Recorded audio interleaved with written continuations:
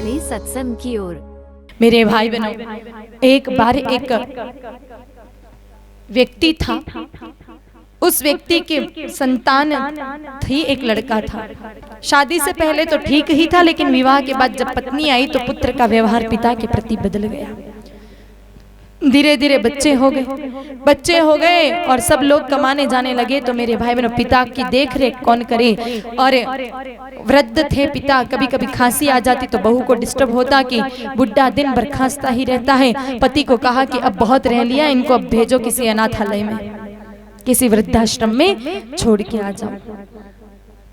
बेटा बहू उस वृद्ध सज्जन को लेकर के वृद्धाश्रम में गए, जहां अनाथालय भी चलता था, वृद्धाश्रम भी था, वहां पर गए। मेरे भाई बहनों, ले जाकर के जैसे ही वहां पर पहुंचे ही थे कि वो जितने भी वृद्धाश्रम के संभालने वाले अधिकारी थे, ट्रस्टी थे, वो सब उन वृद्ध सज्जन को देखते दौड़ करके आए, उनके चरण छू लिए, कहा अरे प्रभु आप यहाँ कैसे पधारना हुआ आज आपका, कितने वर्षों बाद आप यहाँ पर पधारे, हम तो आपसे कब से मिलना चाहते थे, हमने आपको कितना ढूंढा भी पर आप मिले नहीं प्रभु, आज आप पधारे, आज हमारे वृद्धाश्रम को आपने धन्य कर दिया। बेटा समझ नहीं पाया कि पिताजी को देखकर इतना सम्मान क्यों दे रहे हैं। तो बेटा एक तरफ लेकर के गया उन वृद्धाश्रम के मालिक को और कहा कि भैया तुम जानते हो क्या इनको? कहा हाँ, इनको तो हम सब लोग बहुत अच्छे से जानते हैं। कहा वो कैसे? कहा ये आए थे 30-35 साल पहले, और ये जब आए थे तो उस समय हमारे यहाँ अनाथालय में एक बालक भी मिला था हमें, कोई गटर में पड़ा हुआ था, इधर रोड पर किसी ने फेंक दिया था, उसको हम लाए ही थे।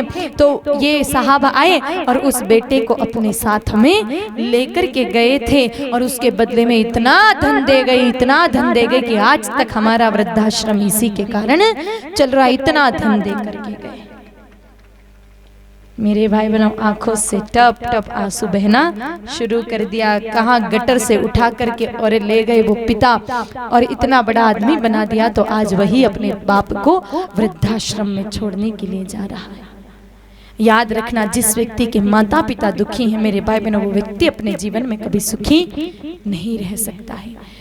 सदैव अपने माता पिता के ऋणी होना चाहिए, कृतज्ञ होना चाहिए अपने माता पिता के प्रति, और जितना उनके लिए हम कर सके उतना अवश्य करना चाहिए।